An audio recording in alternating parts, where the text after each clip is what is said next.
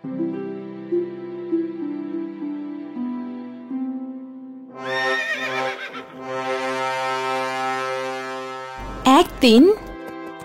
রাজকুমার ইন্দ্র নিজের বন্ধুদের সাথে শিকারে গিয়েছিলেন। ওনারা একটা সুন্দর হরিণ দেখলেন।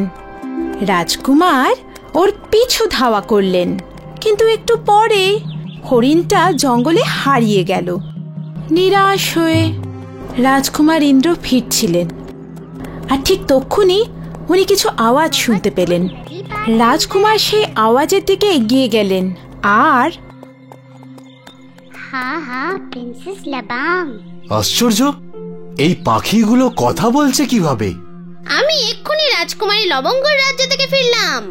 তুমি কি রাজকুমারী লবঙ্গকে দেখেছো? শুনেছি ও পৃথিবীর সব থেকে সুন্দরী রাজকুমারী। হ্যাঁ, আমি কোনোদিন এত সুন্দরী মেয়ে আগে দেখিনি। সত্যি?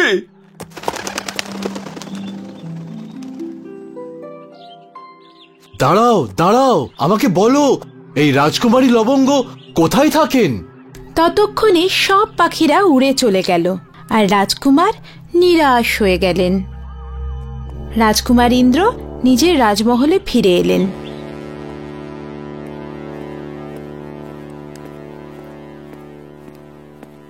মা, এই রাজকুমারী লবঙ্গ কে, আর ওনার রাজ্যই বা কোথায়? আমি জানি না, হয়তো রাজকুমারী লবঙ্গ বলে কেউ নেই। কিন্তু মা, আমি তো নিজের কানে শুনলাম কথা বলা পাখিদের কাছ থেকে। তুমি কি কথা বলা পাখির কথা বলছো? হ্যাঁ বাবা, আমি নিজের কানে শুনেছি। ওই পাখিগুলো রাজকুমারী লবঙ্গের সৌন্দর্যের প্রশংসা করছিল। আমি ওনাকে দেখতে চাই। রাজকুমারী লবঙ্গ নামে এরকম কোন রাজকুমারী নেই ইন্দ্র। তাও আমি নিজে একবার খোঁজ করে দেখতে চাই। বাবা, আমি ওনাকে খুঁজতে যেতে চাই। রাজা ধীরাজ সিং আর রানী রূপমতি অনিচ্ছা সত্ত্বেও নিজেদের প্রিয় রাজকুমারকে যাওয়ার অনুমতি দিয়ে দিলেন। এরপর রাজকুমার ইন্দ্র একা একাই বেরিয়ে পড়লেন নিজের যাত্রায়, রাজকুমারী লবঙ্গের খোঁজে। সারা দিন যেতে যেতে রাজকুমার ইন্দ্র ক্লান্ত হয়ে পড়লেন, আর উনি একটা নদীর তীরে বিশ্রাম করার কথা ভাবলেন। প্রথমে নদীর জল পান করলেন, আর তারপরে খাবারের পুটলিটা খুললেন। আরে, এ কি? সব মিষ্টিতে তো পিঁপড়ে ধরে গেছে। রাজকুমার ইন্দ্র মিষ্টিগুলোকে মাটিতে রেখে দিলেন, আর চলেই যাচ্ছিলেন। তখনই পিঁপড়েদের রাজা রাজকুমারকে ডাকল।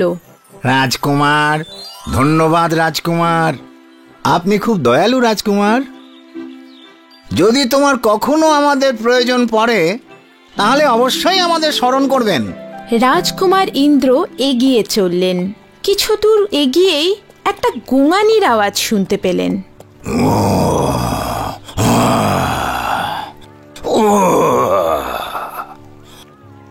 ওখানে একটা সিংহ যন্ত্রণায় কাতরাচ্ছিল।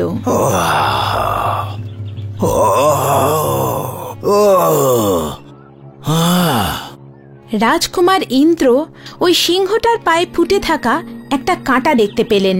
আমি তোমার এই কাঁটা বের করে দিতে পারি, কিন্তু কাঁটা বার করার পর তুমি যদি আমায় খাবার চেষ্টা করো তাহলে? আমি তোমাকে খাবো না, আমি তোমাকে কথা দিচ্ছি, কিন্তু এই কাঁটা বার করে দাও, আমার খুব যন্ত্রণা হচ্ছে। সিংহটা কথা দেওয়ায় রাজকুমার ইন্দ্র ওকে সাহায্য করতে গেলেন। কিন্তু যখন উনি কাঁটাটা ধরে টান দিলেন, সিংহটা জোরে গর্জন করে উঠল, আর সিংহী দৌড়তে দৌড়তে এলো। সিংহী রাজকুমারের ওপর আক্রমণ করতেই যাচ্ছিল। ও আমাকে সাহায্য করেছে, এ শত্রু নয়, এ তো আমার পায়ে ফুটে থাকা কাঁটা বার করে দিয়েছে। সিংহী শান্ত হলো, আর ধন্যবাদ, তুমি খুবই সাহসী। যদি আমরা তোমার কোনোদিন উপকার করতে পারি, তাহলে আমরা খুব খুশি হব। রাজকুমার ইন্দ্র নিজের যাত্রায় অগ্রসর হলেন। দিন রাত চলতেই থাকলেন।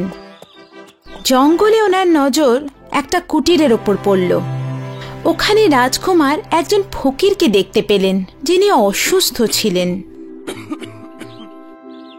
জল, জল।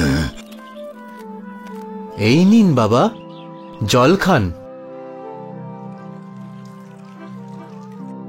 ধন্যবাদ বাবা।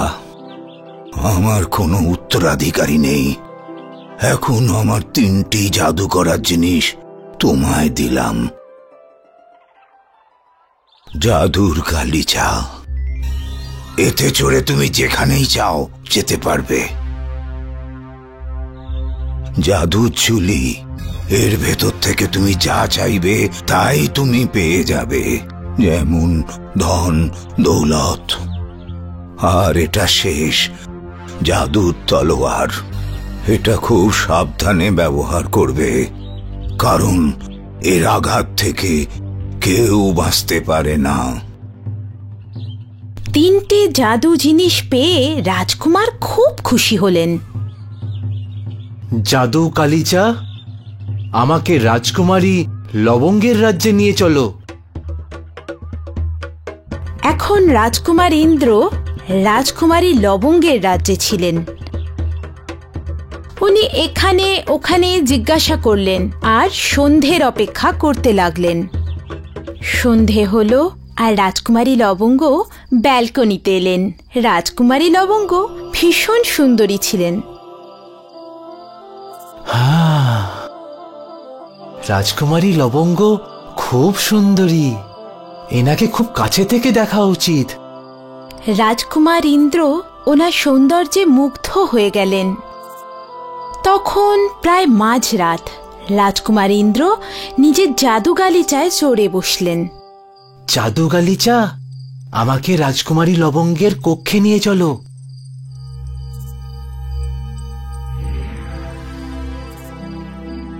রাজকুমারী নিজের কক্ষে ঘুমোচ্ছিলেন।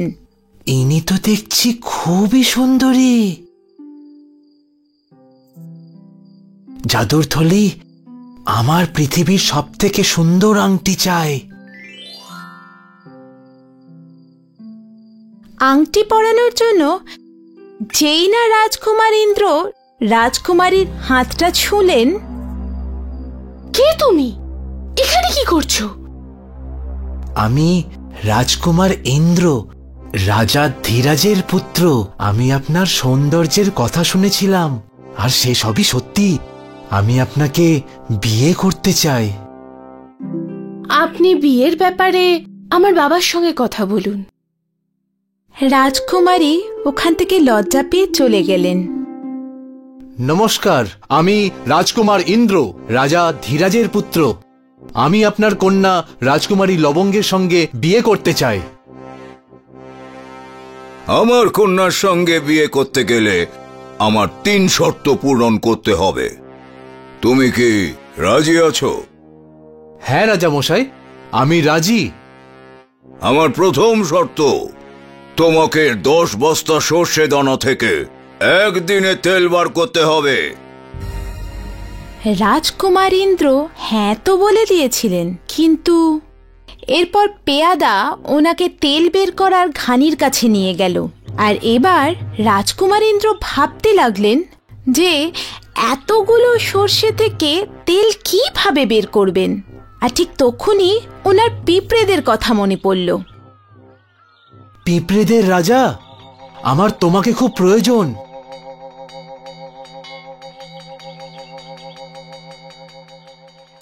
বলুন রাজকুমার, আমরা কি সাহায্য করতে পারি? আমাকে এই সমস্ত সর্ষের দানা থেকে তেল বার করতে হবে। এই কাজ আমরা করে দেব, আপনি বিশ্রাম করুন। পরিশ্রমী পিঁপড়েরা খুব তাড়াতাড়ি সর্ষে থেকে তেল বের করতে লাগলো। আর কয়েক ঘন্টার মধ্যেই সব সর্ষে থেকে তেল বেরিয়ে গেল। রাজকুমার ইন্দ্র খুব খুশি হলেন যে প্রথম শর্ত পূর্ণ হয়েছে। আমাদের রাজ্যের শেষে একটা গুহা আছে, ওখানে 2টো দৈত্য আছে। তোমাকে ওই 2টো দৈত্যকেই মারতে হবে, এটা আমার দ্বিতীয় শর্ত। রাজকুমার ইন্দ্র গুহার সামনে এসে পৌঁছলেন, আর উনি ভয়ঙ্কর সব আওয়াজ শুনতে পেলেন। আর ঠিক তখনই ওনার